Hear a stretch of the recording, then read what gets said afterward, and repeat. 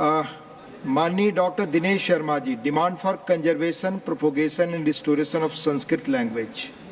माननीय सभापति महोदय, संस्कृत भाषा के संरक्षण, प्रचार, प्रसार और पुनर्स्थापन एवं अनिवार्य विषय बनाए जाने विषय को उठाने की अनुमति देने के लिए मैं आपका आभार व्यक्त करता हूं। मैं सदन का ध्यान एक महत्वपूर्ण विषय की ओर आकृष्ट करना चाहूँगा। संस्कृत भाषा की महत्ता और उसकी वर्तमान स्थिति पर विचार रखते हुए मैं इस भाषा के पुनर्स्थापन की आवश्यकता पर बल देना चाहता हूँ।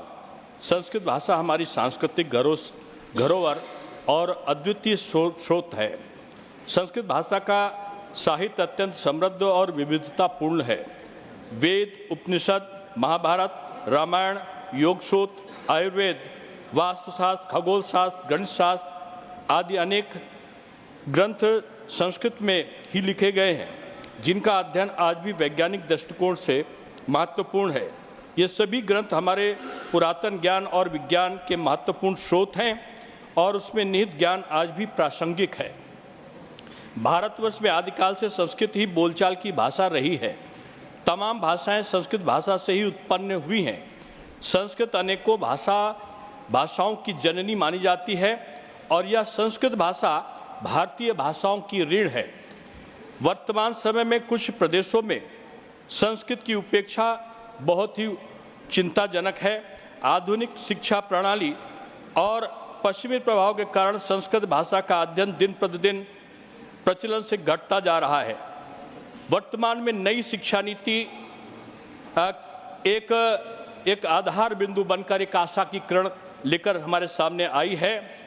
विद्यालयों और विश्वविद्यालयों में संस्कृत के प्रति रुचि कम होती जा रही है, जिसके परिणाम स्वरूप आज हमारे युवा पीढ़ी अपने प्राचीन ज्ञान से वंचित हो रही है।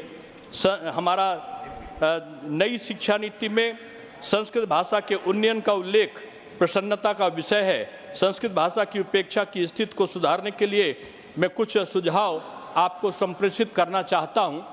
प्राथमिक और माध्यमिक शिक्षा में संस्कृत को अनिवार्य विषय के रूप में शामिल किया जाना चाहिए।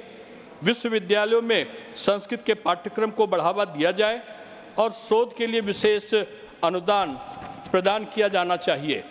देश भर में संस्कृत व माध्यमिक विद्यालयों की स्थापना की जाए, जहां अन्य विषय भी संस्कृत के साथ पढ़ाए जाएं।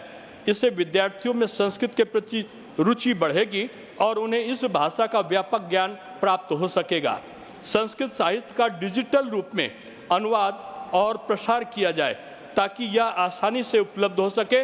संस्कृत ग्रंथों के ऑनलाइन कोर्स और वेबिनार भी आयोजित किए जाने चाहिए। संस्कृत में नाटकों, कविताओं और संगीत कार्यक्रमों का आयोजन किया जाए ताकि लोगों में संस्कृत के प्रति प्रेम और सम्मान बढ़ सके। धन्यवाद माननीय दिनेश जी। अब रिकॉर्ड पे नहीं जा रहा है, 3 मिनट का ही है।